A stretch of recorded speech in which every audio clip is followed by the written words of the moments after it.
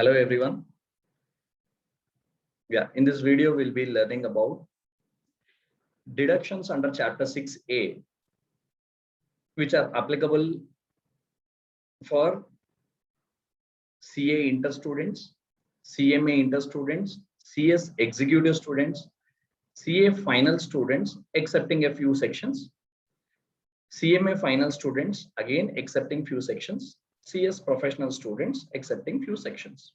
So in this video I have tried to compile few things, all the sections into a revision mode kind of, which will be helpful for your regular preparation as well as preparation before the exams. So without wasting much of the time, let us quickly start off with deductions under chapter 6A. Now these deductions under chapter 6A are dealt in section 80C to 80U. Now, before we learn about the deductions, let us know what is the difference between an exemption and a deduction, because most of the times we students get confused whether to write a particular word as an exemption or whether to write it as a deduction. So there is only a thin line of difference between a deduction and an exemption. Now, what is that difference? Now, when it comes to exemption, the amount of exemption will never ever form part of the gross total income, whereas the amount which you give as a deduction should first form part of gross total income. Then only the balance, whatever is there, will be allowed as a deduction.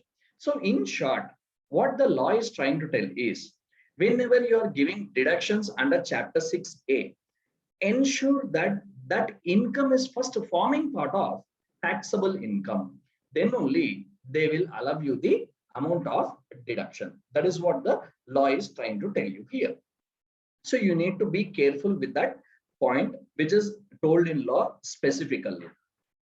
Then when it comes to the deductions under chapter 6A, you need to know that there are certain rules with regard to deductions under chapter 6A. Now, what are certain rules with regard to deductions under chapter 6A? Now, deduction, there are certain rules as I have been telling you. Number one, the amount of deduction should first form part of gross total income. This is your rule number one. So unless and until an income forms part of the gross total income, you will not be eligible to claim any deduction at all. So let us take an example called agricultural income.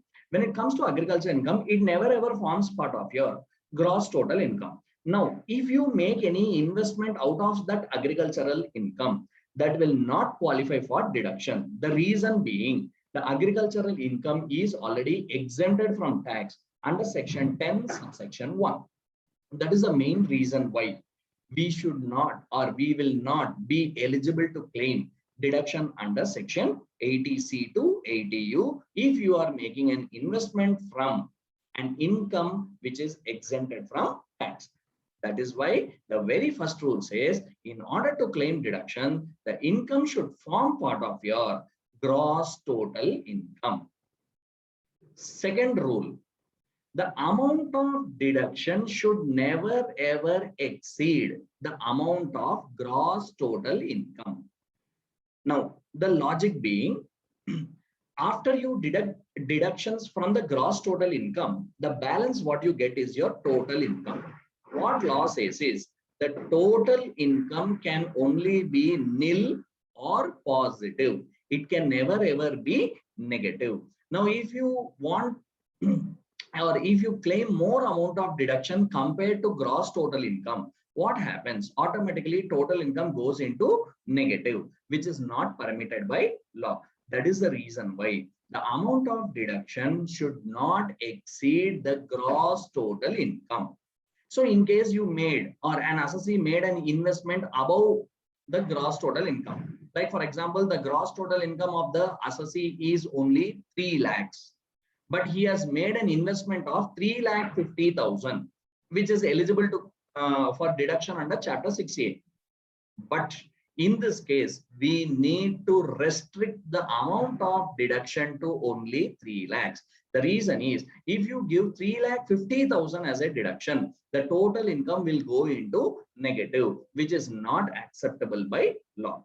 That is the reason why rule number 2 says the amount of deduction should never ever exceed the gross total income.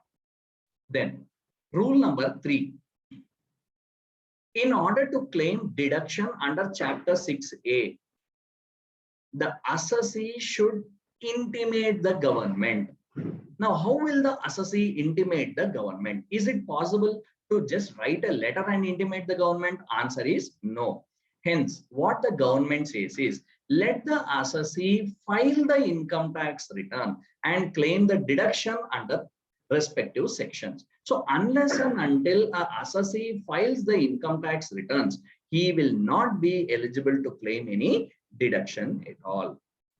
Then rule number 4, what law says is, no deductions are allowed from special incomes. Now, what are special incomes? You have short-term capital gain covered under section 111A. You have long-term capital gains. You also have casual incomes like winning from lottery, betting, gambling, crossword puzzles, all these. Then you also have dividends covered under section 115 BBDA. Now, 115 BBDA says any dividend from Indian company in excess of 10 lakhs are taxable at a special rate of 10%. That's why that is called a special income. So no deductions are allowed from these special incomes. So you have to keep in mind all these rules, then only it will become easy for you while you do the problems. Now, coming to deductions. Deductions under Chapter 6A, as I told, are covered under 80C to 80U. Now, these deductions are categorized into 3 parts. One is deductions in respect of investments or payments. Second one, deduction in respect of certain income. Lastly, deduction in respect of others. Now, in respect of deduction, respect of investment or payment, there are various sections which are discussed. Like you have 80C, 80CCC, 80CCD, 80CCE, 80D, 80DD, 80DDB, 80E, 80EE, 80EEA, 80EEB, 80G, 80GG, 80GGA, 80GGB, and 80GGC. So these many sections are there just in the first category, that is in respect of investments or payments. Next, in respect of certain income, you have certain categories like 80JJAA, 80QQB, 80RRB, 80TTA, 80TTB. Now, these are the sections which are applicable for CA Inter, CMA Inter, CS Executive. Please understand, in this video, as I told, excepting few sections, that is, those sections which are there in final exclusively are not covered in this video, which I'll be covering in the coming videos. Then, last category, deduction in respect of others. That is only one section, which is section 80U.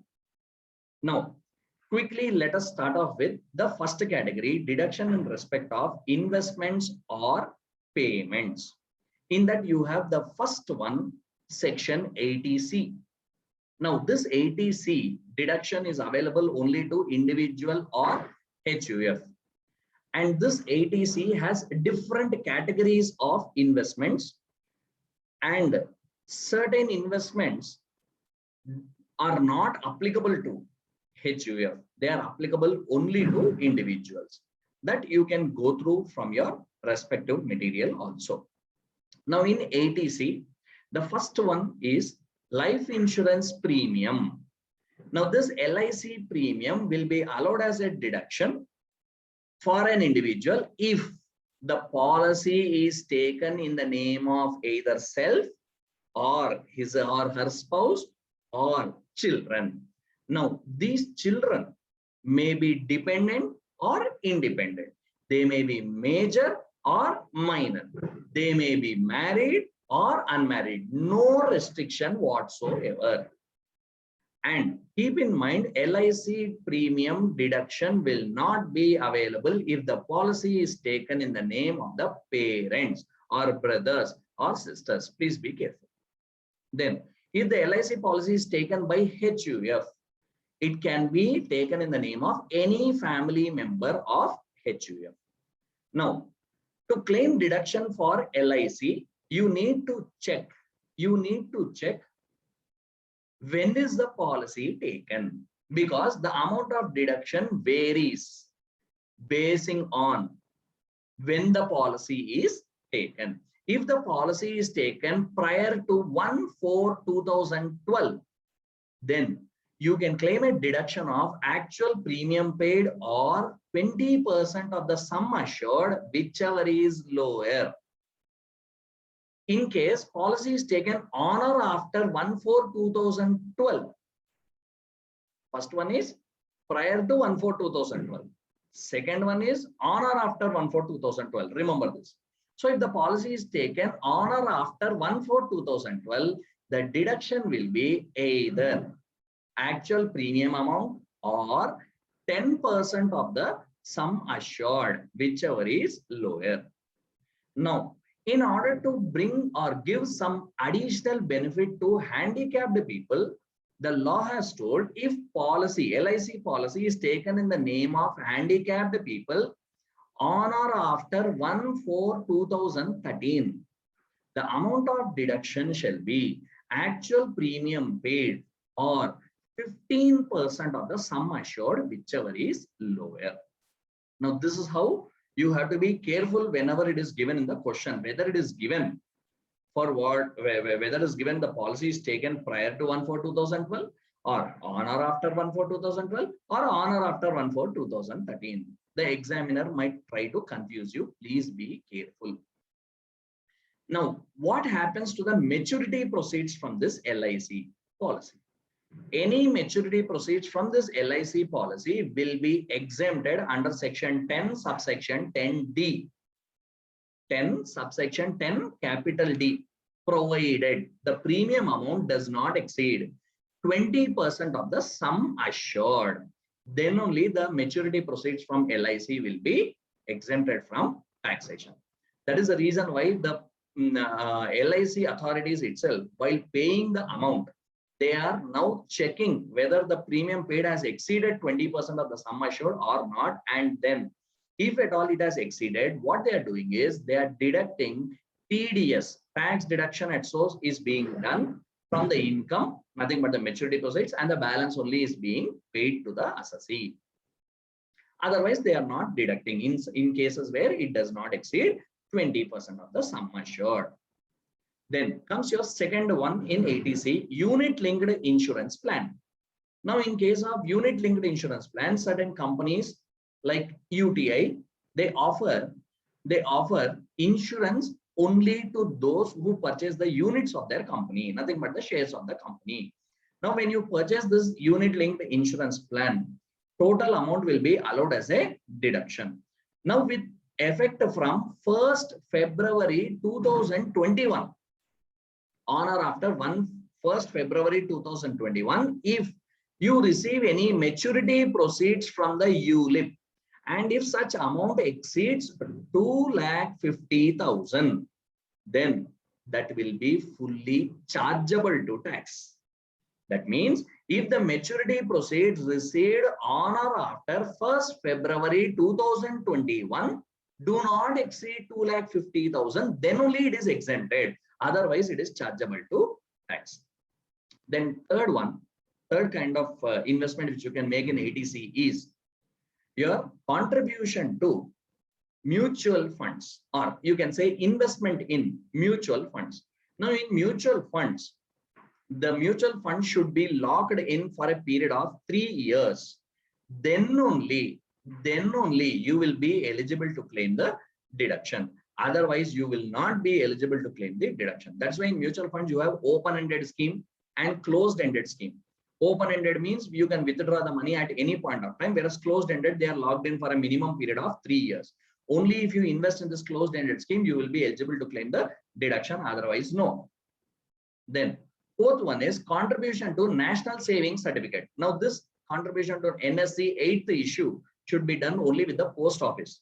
Now this post office people will repay you at the time of maturity the principal and the interest. That maturity proceeds are fully chargeable to tax.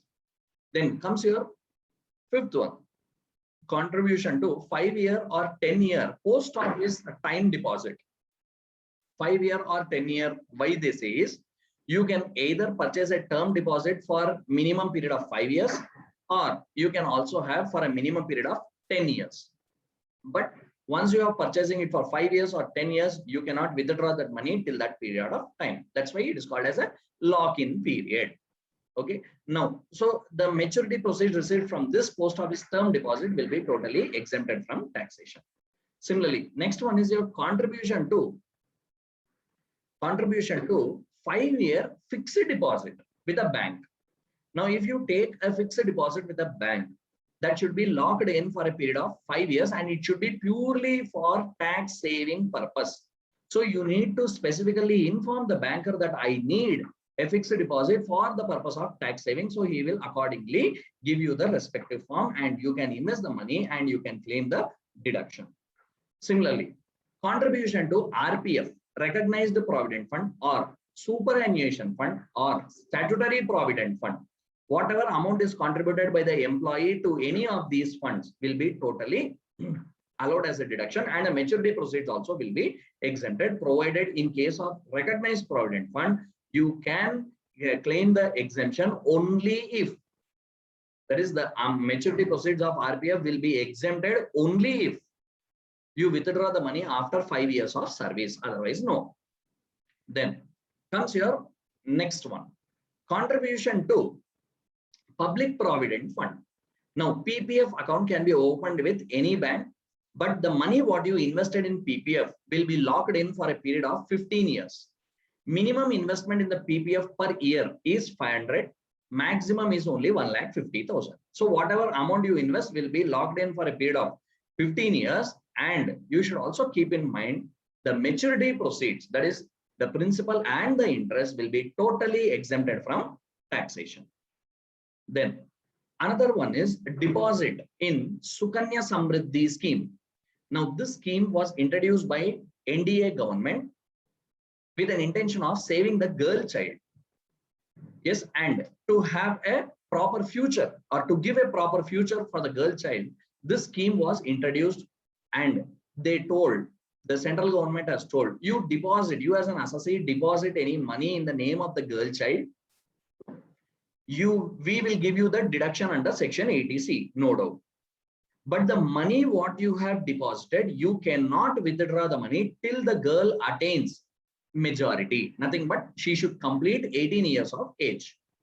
And after completion of 18 years, the amount which is withdrawn can be either utilized for her education or for performing her marriage. There is no problem at all. But the maturity proceeds are not at all chargeable to tax. They are totally exempted from taxation. Similarly, the next one is your tuition fees, very important for every one of you. Now, with regard to tuition fees, you should understand some points here. First of all, the deduction is given only for undergoing education, that too in India, that too only for maximum of 2 children of the assessee. Now, when I say it should be only for undergoing education, you must keep in mind one point. It should not include any additional fees like hostel fee, material fee, uniform fee, transportation fee, sports fee, library fee, any donation, any development fee. Nothing will be qualifying for deduction. So now what will qualify for deduction here is only the fees what you pay for undergoing coaching. Because nowadays there are many institutions which charge fees in different forms. So you need to be very careful, and you have to intimate your parents also which fees can be claimed as a deduction. And The next one is housing loan principal repayment. Now, always, a loan has two components. One is principal as well as the interest. Now, any interest on housing loan will qualify for deduction under section 24B, section 80EE, section 80EEA. Regarding section 80EE and EEA, we'll be learning in the next, in this video, at the end of this video. Okay. Then, what about 80C? What is it talking about then? It is talking purely about your principal repayment only.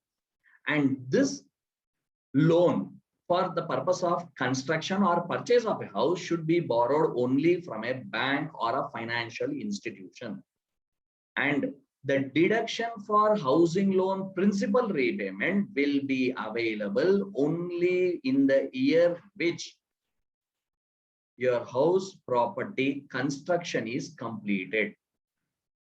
Till that, you cannot claim the principal repayment as a deduction.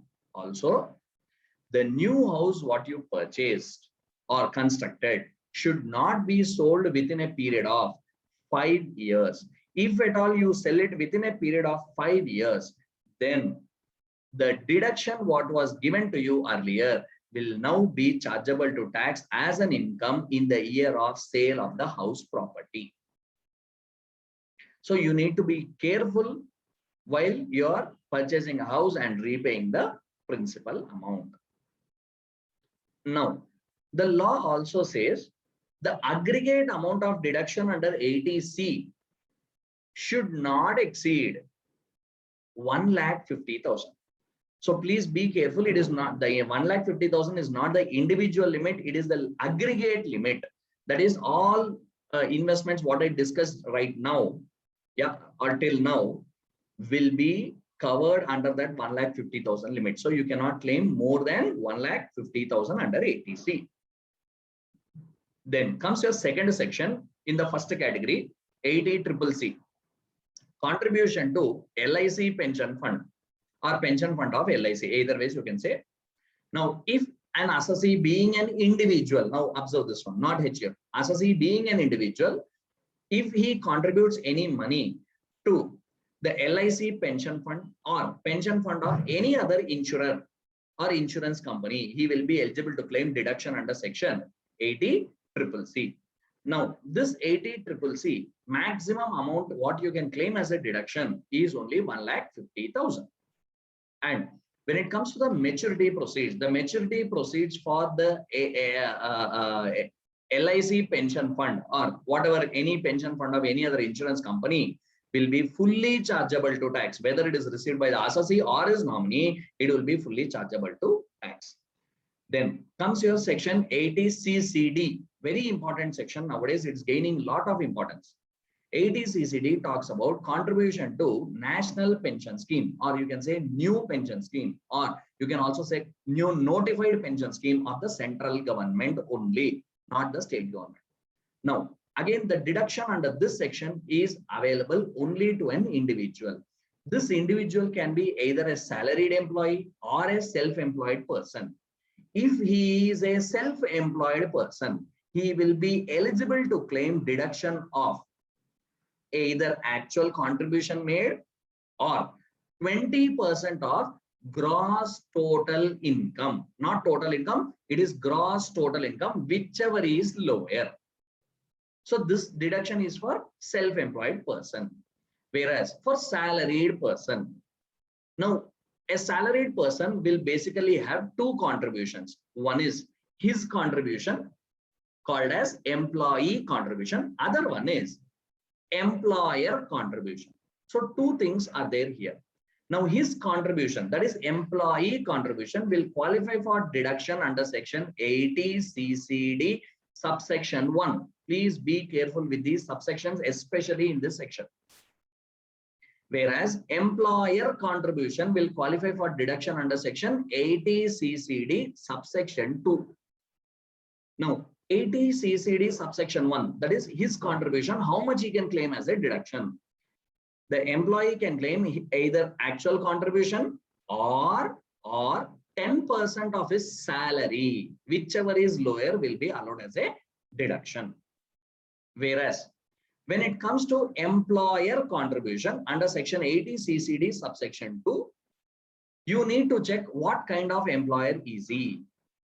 Now, before you check, keep one point in your mind. Employer contribution is an amount over and above the salary of the employee.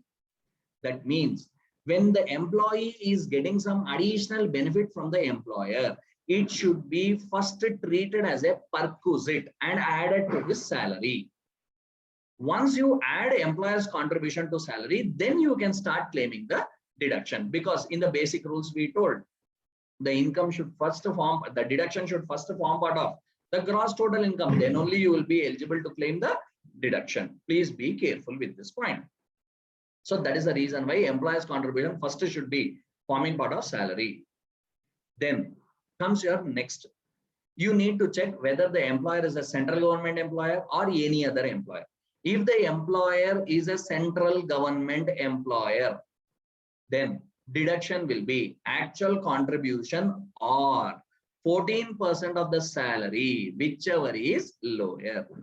Whereas when it comes to any other employer, deduction will be actual contribution or 10% of the salary, whichever is lower. Now, in all these cases, we are discussing about salary. Now, what is the meaning of salary here? Salary means basic plus dearness allowance only if it forms part of retirement benefits, plus commission only if it is as a fixed percentage of turnover. This is what is called as salary for the purpose of section 80 CCD.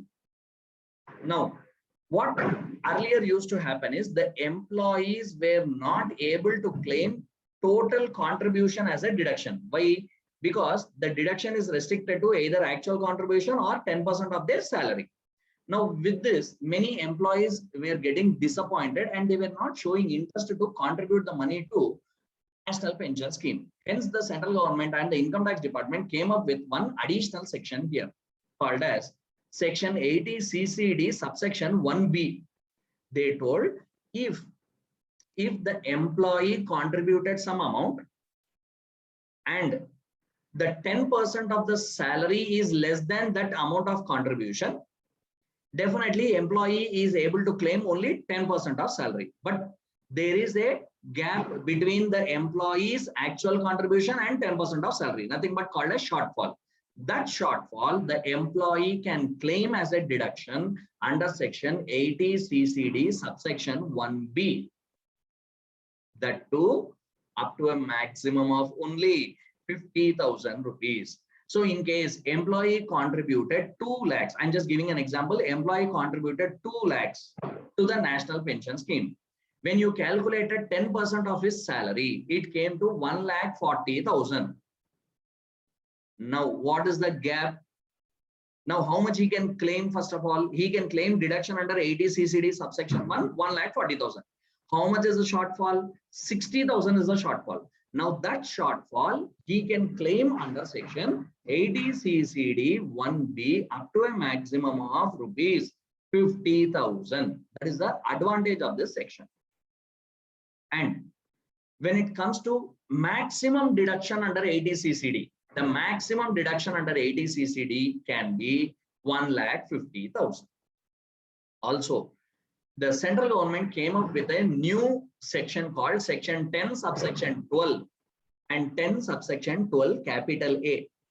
10 subsection 12 talks about giving exemption on full withdrawal from the NPS. Now, if an employee withdraws any money from the NPS before the tenure or he wants to opt out of the scheme, then what law has told is if he is doing full withdrawal and if that withdrawn amount is less than 60% of his total contribution, then we will give total exemption of his withdrawal under section 10 subsection 12. Whereas section 10 subsection 12A talks about partial withdrawal. In case of partial withdrawal, if employee withdraws any partial amount from the NPS and if that withdrawal amount does not exceed 25% of the total contribution, then we will give total exemption for the partial withdrawal made by the employee. That is what is given in section 10 subsection 12 and 10 subsection 12 capital A. Then comes your dangerous and in fact an alarming section, section 80 CCE. Now what 80 CCE says is the aggregate of deduction under 80C, 80CCC, 80CCD subsection 1 cannot exceed 1,50,000. So please understand with a proper mindset. Individually, 80C has got 1,50,000 limit. 80CCC has got 1,50,000 limit. 80CCD also has got 1,50,000 limit. But 80CCE says, hello, all the three sections put together cannot exceed 1,50,000. But in this limit, the employer contribution, that is 80CCD subsection 2 and additional deduction, that is 80CCD subsection 1B, will not be forming part of 1,50,000 restriction. That means these two sections, that is 80CCD 1B and 80CCD 2, you can claim it over and above 1,50,000. This is what is given in section 80CCE.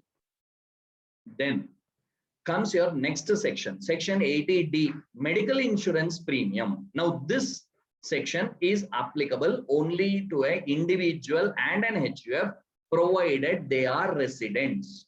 So if they are non-resident, this section deduction will not be available. Now with regard to 80D, assessee can incur either medical insurance premium or he might contribute any amount to CGHS scheme, that is central government health scheme, or he might incur any medical expenditure for senior citizens, or it can be even preventive health checkup also. So expenditure of all these things except preventive health checkup must be incurred in any mode other than cash. But preventive health checkup you can incur in cash also, no problem at all. Now the deduction under this section 80D for normal citizens, when I say normal, other than senior and very senior citizens, okay? So for normal citizen, the deduction will be actual premium paid or the expenditure incurred, whatever is there, or rupees 25,000, whichever is lower. However, in case of senior and very senior citizens, the deduction will be actual premium or expenditure incurred or rupees 50,000, whichever is lower.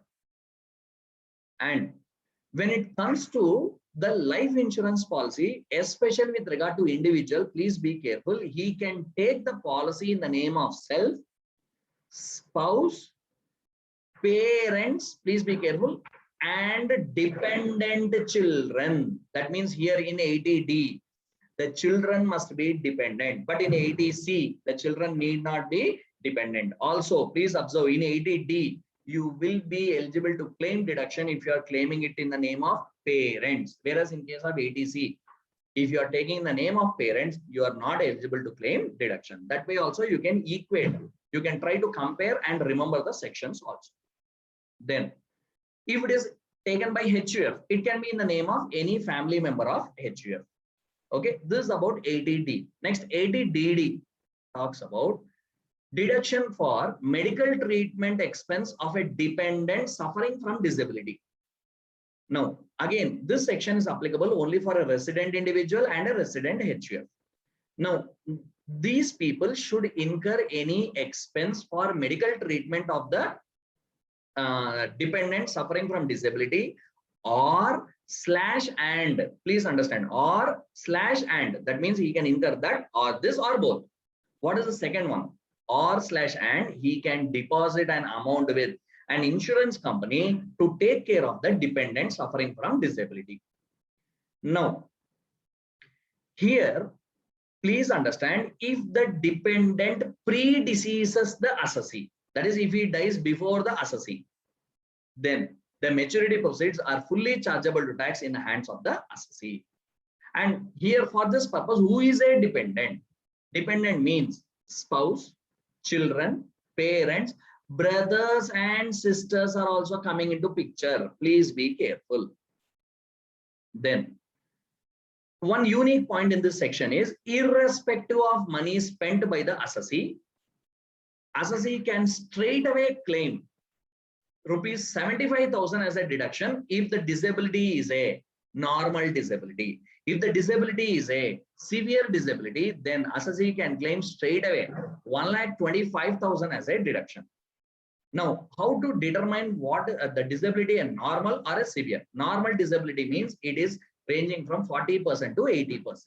If it is a severe disability, it is above 80%. Now, for this, what is the proof that your disability is 40 to 80 or above 80? For that only the law has told the assessee must obtain a certificate from a government doctor certifying the or percentage of disability. So in the question, sometimes to confuse you, he'll tell X is totally blind. He is dependent on Mr. A. X is Mr. A's brother. Now, how much deduction you claim for Mr. A? He did not tell. You cannot keep searching for the disability. He told he is totally blind. That means definitely disability is more than 80%. Hence, straight away you have to claim 1,25,000. This is how you have to keep what you call track on the points or the wordings which are used in the question. Then 80 DDB. This talks about deduction in respect of medical treatment of specified diseases. Now again, this deduction is available only to a resident individual or HUF. Now this resident individual can incur medical treatment expense on either self, here you can have self, or spouse, or children, or parents, or brothers, or sisters. There is no problem at all, provided they should be suffering from some specified diseases which are mentioned under Rule 11D. Rule 11D has various diseases like fully blown AIDS, cancer, renal failure, chronic diseases, chronic ailments, you can say, or Parkinson's disease. All these are forming part of diseases specified under Rule 11D. You need not remember all these diseases. They will give you in the question.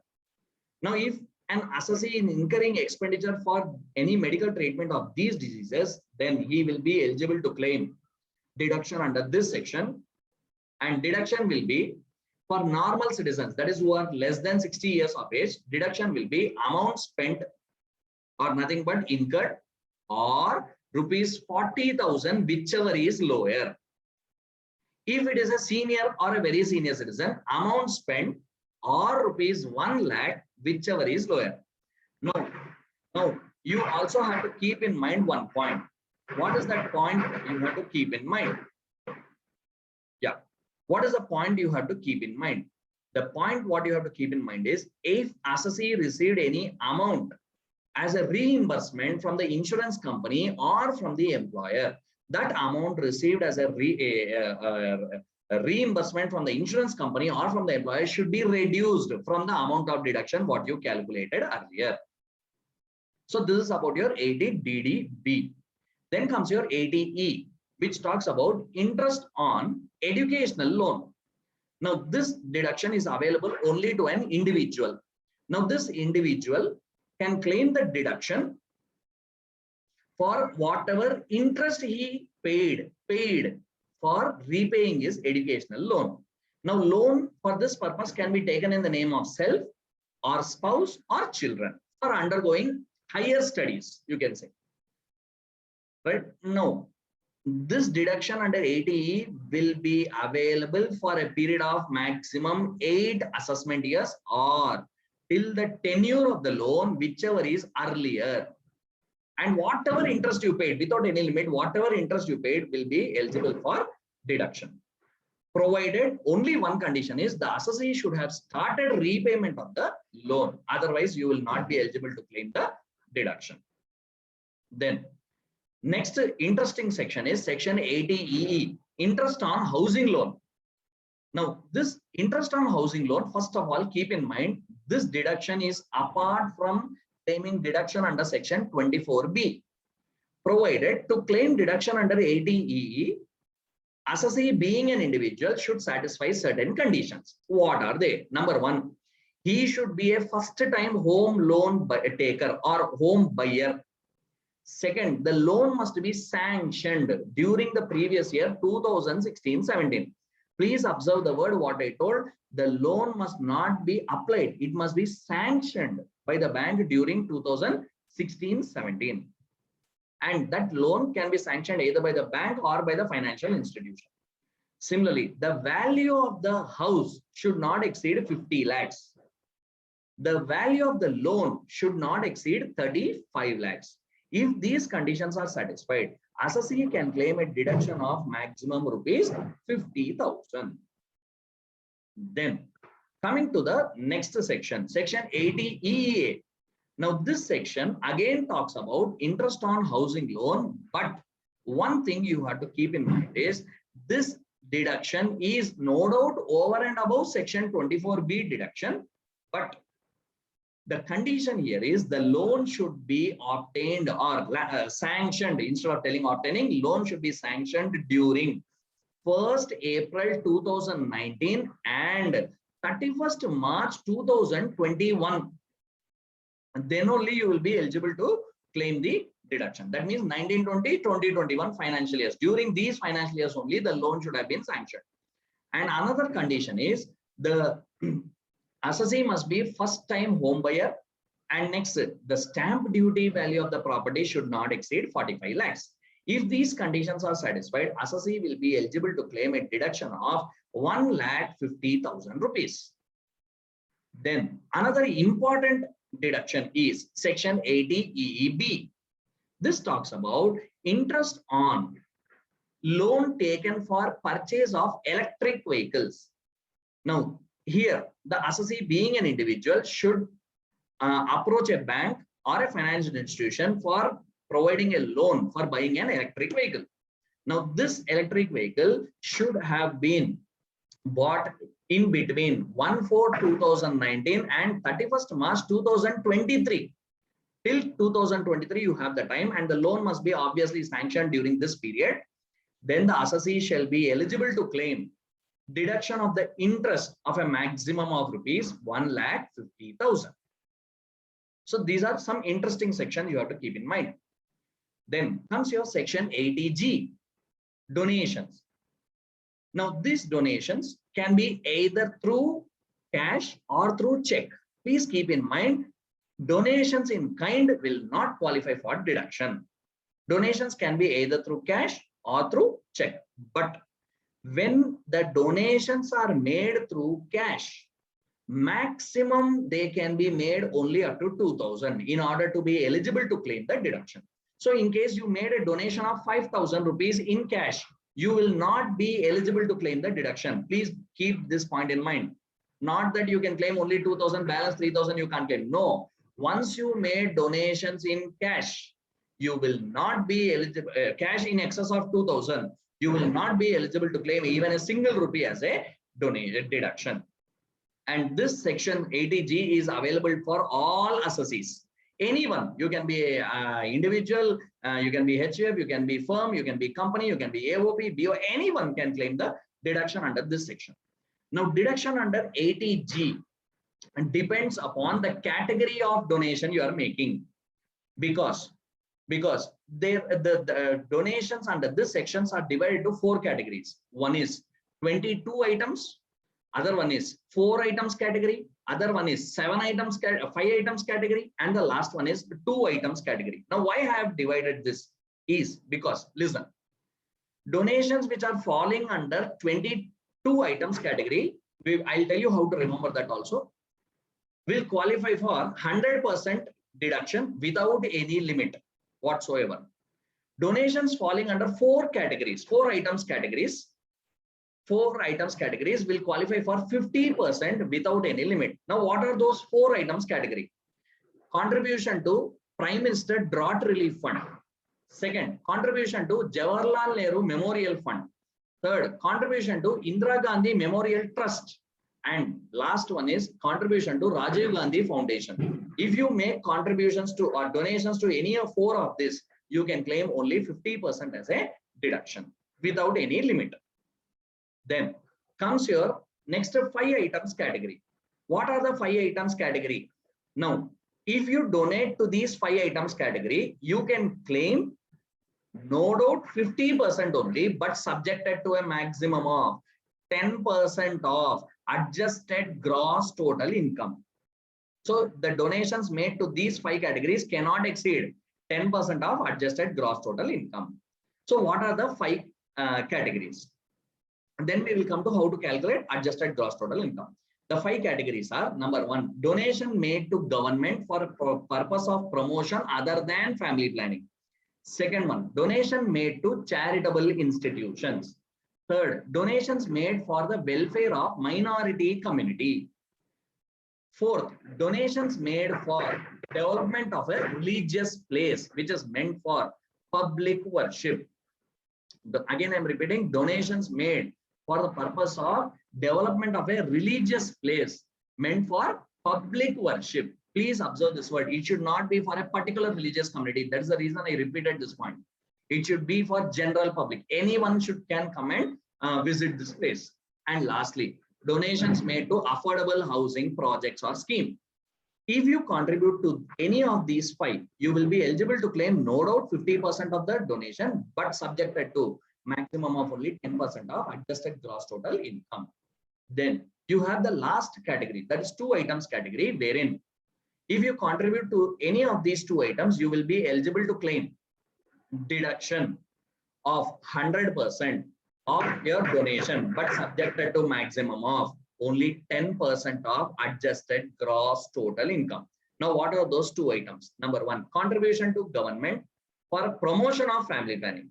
Second one, contribution by a company. This point is only for company. Please see, contribution by a company to Indian Olympic Association. Then you will be eligible to claim deduction of 100% subject to a maximum of only 10% of adjusted gross total income. Now, how to arrive at adjusted gross total income? Adjusted gross total income means nothing but the gross total income minus deductions made under Chapter 6A except this section 80G minus long-term capital gain minus short-term capital gain covered under section 111A. So if you reduce these things from the gross total income, you will get adjusted gross total income. From their calculation of 10% of adjusted GTA and all is very simple. Now, these items, what all we discussed in 4 and then 5 items, then 2 items, what all I discussed. Yes. Apart from this, if you are making donations, it will fall under the 22 items category. Simple. That is how you have to remember. Then, please understand, in the questions, he will give you donation made to poor boy. Donation of clothes made to poor boy. Clothes, first of all, it is a donation in kind. It will not qualify. Poor boy, it will not qualify because the poor boy is not under the list of 33 items. What all I discussed, 22 plus 4 plus 5 plus 2. Hope every one of you are clear. Then comes your section 80GG, rent paid. Now, rent paid will be allowed as a deduction. Rent paid will be allowed as a deduction only if assessee had incurred the expenditure towards the rent of the house. Otherwise, it will not be allowed as a deduction at all. Then point number 2, the rent paid will be allowed as a deduction only if the assessee is an individual. And point number 3, rent paid will be allowed as a deduction as a least of the 3. What are the least of the 3? Number 1, rent paid minus 10% of adjusted gross total income. Second one is 25% of adjusted gross total income. Third one is rupees 5,000 per month. If you can, after you calculate all the 3, any of the 3 you find least, that least amount will qualify for deduction. Again, here also adjusted gross total income means gross total income minus deductions under Chapter 6A except section 80GG minus long-term capital gain minus short-term capital gain covered under section 111A. Then next comes your section 80GGA, contribution to certain notified projects or programs or schemes. Now, what are those notified programs or projects or schemes? Now, again, deduction under 80GGA is available to any assessee, provided if you make the contribution in cash. Contribution in excess of 2,000 will not qualify for deduction. Then next, if you are making any payment to national urban development programs or scientific research development programs, or national poverty eradication scheme, or any afforestation programs, you can qualify, you can be eligible to claim deduction under 80 GGA, and the deduction will be 100% of the amount donated or 100% of the amount contributed without any limit. Then comes your section 80 GGB. 80 GGB and 80 GGC are same sections with a small change. 80 GGB talks about contribution or donation made by a company to a political party. Now, 80 GGC talks about donation made by any other person to a political party. So any donations, please be careful. 80 GGB and GGC together I am teaching you. 80 GGB and 80 GGC, no donations can be made in cash. If you are making any donation in cash, it will not qualify for deduction. And donation made to any political party will qualify for deduction. Please be careful with this point. Next. So with this, we have completed with the first category, deduction in respect of investments or payments. Second category, deduction in respect of certain incomes. As I told, first section in that is 80 JJAA. Now this talks about deduction for additional employee cost. Now for this, the assessee can be any assessee, no problem, but only one condition is his books of accounts must be subjected to tax audit under section 44AB. That means his business turnover must exceed 1 crore. That is the logic. Second, the company must be, the assessee must be engaged in manufacture of any article or a thing. That entity should not be formed by splitting up or reconstruction of an existing unit. And this assessee should incur additional employee cost. Now, what is additional employee cost? Any emoluments paid or payable to additional employees. Now, what do you mean by emoluments? Emoluments mean nothing but salaries. Now, who are these additional employees then? Additional employee means in case of a new unit, number of employees employed during the year are called as new employees or additional employees. In case of an existing unit, the total number of persons who are employed during the year and they have the ability to increase the percentage of the earlier year. That means their employment should result in overall increase in the strength of the employees. That's called as, they are called as new employees. And there are certain categories of employees who do not qualify for the deduction. So the additional cost paid to the following categories of employees will not qualify for deduction. Who are they? Number one, an employee drawing a salary of more than 25,000 per month, right? Second, an employee who does not participate in the recognized Provident Fund. Third, an employee who is employed for less than 240 days during the previous year will not be treated as a new employee. Now, this 240 days is restricted to 150 days in case of leather and footwear industry. Now, once you satisfy all these conditions, deduction will be 30% of the additional employee cost for 3 consecutive years you can claim. So this year 30%, next year 30%, that next year 30%. So in the next year, if the employees have resigned also, you can still claim it as a deduction. So this is applicable for 3 consecutive assessment years. Then next section is section 80 TTA, sorry, 80 QQB, I'm sorry. Royalty income of authors. Now, this is applicable for only a resident individual who is an author of books which are either scientific or artistic or literary in nature. Now, this author can receive either the royalty in lump sum or as a percentage of books sold. If he receives royalty as a percentage of books sold, royalty in excess of 15% should be ignored for computation or deduction. Also, this royalty can be received either in India or outside India. Now, if the royalty is received outside India, you have to ensure that it is repatriated back to India within a period of 6 months from the end of the financial year. So generally it is 30th of September, 6 months from the end of the financial year. Now, any expenses incurred for the royalty should also be reduced.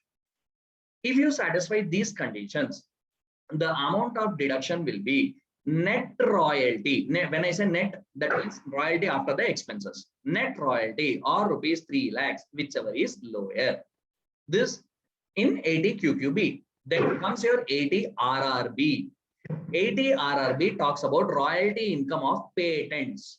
Now, again, this deduction is available only to a resident individual who should be the inventor, first inventor of patents. That means his name should be entered in the patents register.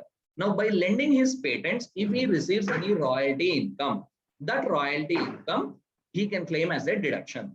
Now, this royalty can be received in India or outside India. If it is received outside India, he should ensure that it is repatriated back to India within a period of 6 months. And please be careful. This royalty, again, if you are incurring any expenses, you can reduce the same. And the amount of deduction will be net royalty or rupees 3 lakhs, whichever is lower. Then comes your 80 TTA. 80 TTA is available to resident individuals or HUF other than senior citizens. Now, what 80 TTA says is it gives deduction towards interest on saving bank deposit or saving post office saving deposit or cooperative bank savings deposit, not for fixed deposit. So if assessee is not a senior citizen, then he can claim, and he should be a resident, then he can claim the deduction under section 80 TTA. And this 80 TTA, please be careful, maximum amount of deduction is only 10,000. Then comes your 80 TTP. This talks about the deduction in respect of any deposit for senior citizens. Any deposit for senior citizens. So in case of 80 TDP, the deduction should be, will be given for a maximum of rupees 50,000, and it depends on whether it does not depend on whether it is on saving bank deposit or fixed deposit. Any deposit interest received by the senior citizen will qualify for deduction under 80 TTB. With this, the second category is completed. That is deduction in respect of certain incomes. Last category, deduction in respect of others, which talks about only one section of 80U. 80U talks about deduction in respect of a person suffering from disability.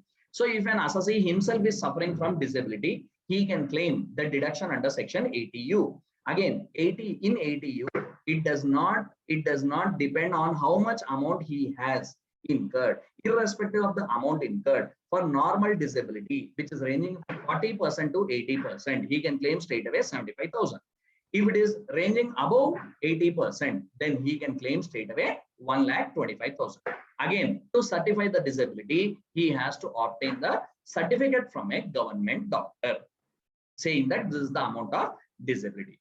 So with this, we have completed with the total deductions topic, which is applicable for assessment year 2022-23. Hope this video was very helpful for you. Please do share it among your friends so that it will become useful for them for their preparation. Thank you, everyone. We will meet you in the coming videos. Thank you, everyone. Bye-bye.